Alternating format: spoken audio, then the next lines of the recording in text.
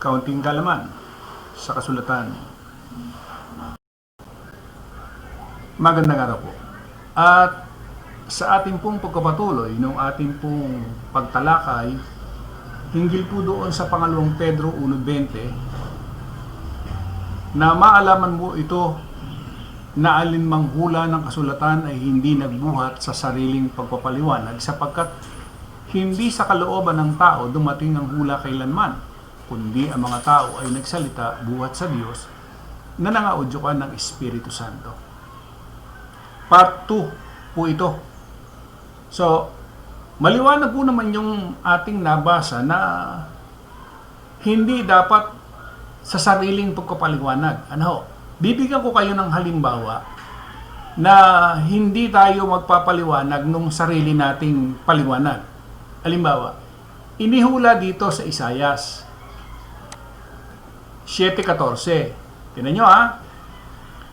Kaya't ang Panginoon ay magbibigay sa inyo ng tanda, narito, isang dalaga ay maglilihi at manganganak ng isang lalaki at tatawagin ang kanyang pangalan na Emmanuel. Ito hula. Ano? Ngayon, ano yung naging katuparan niyan? Mateo 1:21. At siya manganganak ng isang lalaki at ang pangalang itatawag mo sa kanya ay YAHAWAH, sapagkat ililigtas niya ang kanyang bayan sa kanilang mga kasalanan. 22. At nangyari nga ang lahat ng ito upang maganap ang sinalita ng Panginoon sa pamamagitan ng propeta na nagsasabi. Yan. 23. Narito ang dalagay magdadalang tao at manganganak ng isang lalaki at ang pangalang itatawag nila sa kanya ay Emmanuel, na kung liliwanagin ay suma sa atin ang Diyos. Hindi ho tayo nagdagdag noong nakasulat. Di ba? Hindi tayo nagdagdag. Binasa lang natin yung nakasulat. Ngayon, kapag ito ay sumakamay ng mga tao o ng mga mangangaral, ano ang mangyayari? Magkakaroon sila ng sarili nilang paliwanag. Ano yung sariling paliwanag na ilalagay nila? Ang sasabihin nila doon sa 23, narito ang dalagay magdadalang tao at manganganak ng isang lalaki. At ang pangalang itatawag nila sa kanya ay Emmanuel, na kung liliwanagin ay suma sa atin ang Diyos. Ano ang paliwanag o interpretasyon ng mga tao na hindi naniniwala doon sa nakalagay sa kasulatan? Ang gagawin nila dito, imbis na Diyos, gagawin nilang tao. Nakuha niyo po ba ang ibig nating tukuyin? Ganon ho.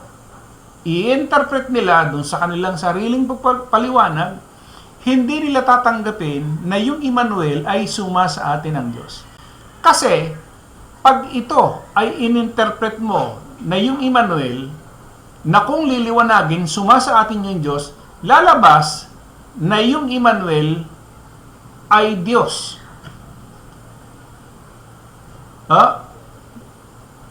Kasi ang sabi niya, lagay natin dito sa, ayan, 1:23, Behold, a virgin shall be with child, and shall bring forth a son, and they shall call his name Emmanuel, which, being interpreted, is God with us.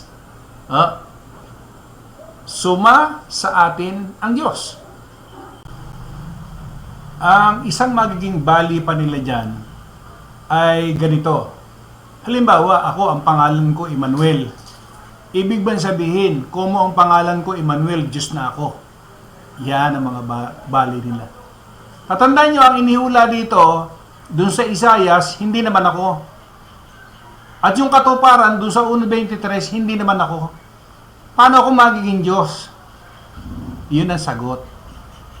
Kasi hindi may iwas. Ikaw, Emmanuel, ibig mong sabihin, Diyos ka. Yan ang mga bali nila. O, tatandaan nyo, ulitin ko, hindi ako ang hiniulaan dun sa Isaiah 7:14. Hindi rin naman ako ang naging katuparan dun sa 1.23. Nag-iisa lang yon. Kahit maraming Emmanuel na marinig ka, hindi ibig sabihin na lahat ng Emmanuel Diyos. Hindi ho. Kasi nag-iisa lang siya eh. Nahinulaan sa 7.14 at yung katuparan 1.23. Nakuha nyo? Yan yung sinasabing interpretasyon ng Espiritu. Hindi sa laman.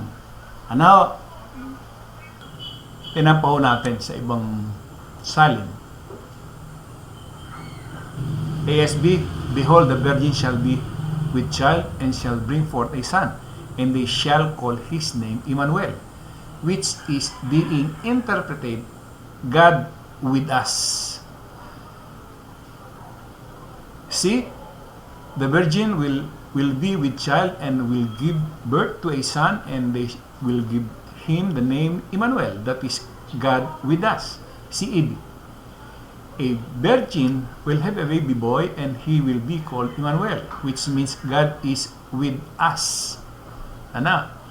Behold, Darby, the virgin shall be with child and shall bring forth a son, and they shall call his name Emmanuel, which is being interpreted, God with us.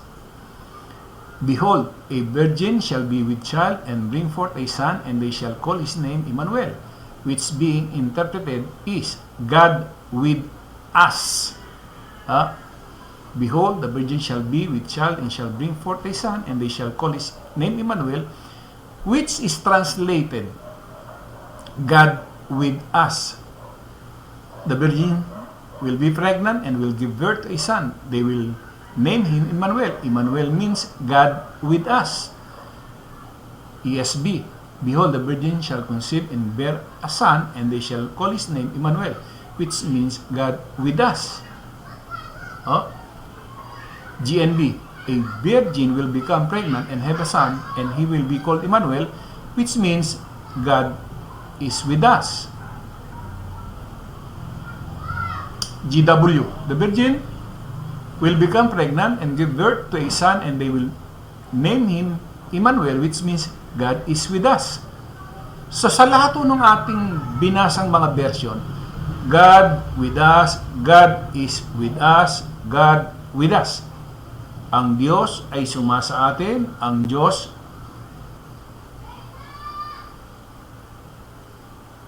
na kung liliwanagin ay sumasa atin ang Diyos. Tama ho eh. Yan. So, ibig sabihin lamang, tama yung nakalagay doon sa Isaiah 7.14 at saka doon sa Mateo 1.23. So, kapag nalagay na nga, sabi ko nga, kapag nalagay na yan doon sa ibang mga ngaral na ang paniniwala, hindi siya Diyos, ay siyempre babaguhin yan. Hindi ibig sabihin yan, pipilipitin nila yan, na yung God with us, na yung Diyos sumasa atin. Ang ibig sabihin ng Emmanuel, ang Diyos ay sumasa atin. Yun ang ibig sabihin nun eh. Yun ang interpretasyon ng kasulatan. Pero pagka yan in-interpret noong paniniwala, hindi sa Diyos, pipilipitin nila yan. Hindi ang wika na sinasabi dyan, si Kristo, yung Diyos. Di ba?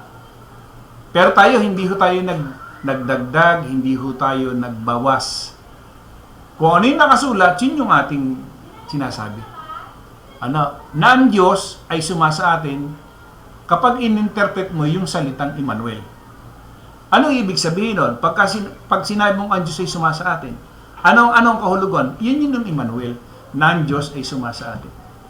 Emmanuel, ang Diyos ay sumasa atin. Emmanuel, ang Diyos ay sumasa atin.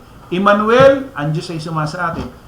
Sabi ng paniniwala na hindi siya Diyos, ay hindi ganyan ang paliwanag niya.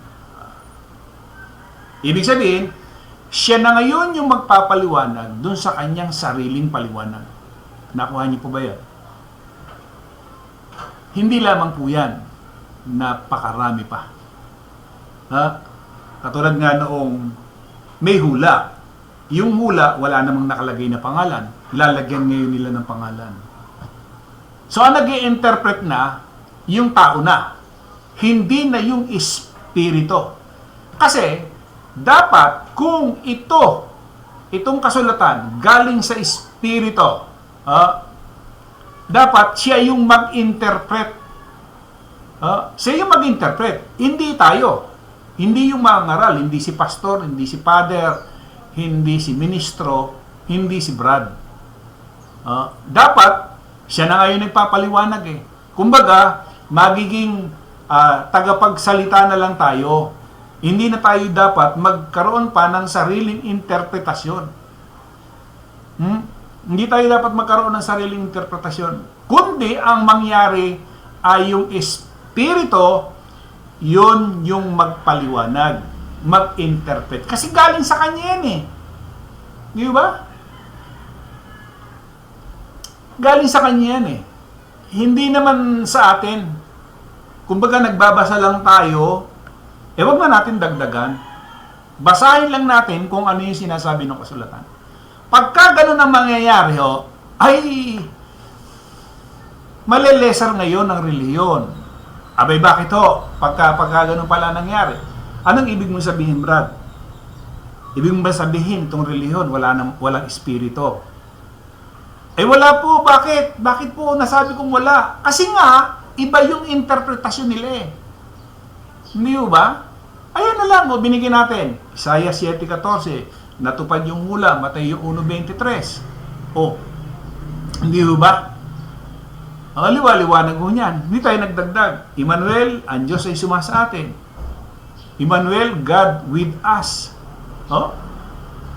Hindi ba? Hindi tayo nagkaroon ng sariling pagpapaliwanag. Konting kaalaman sa kasulatan. Maraming salamat sa inyo.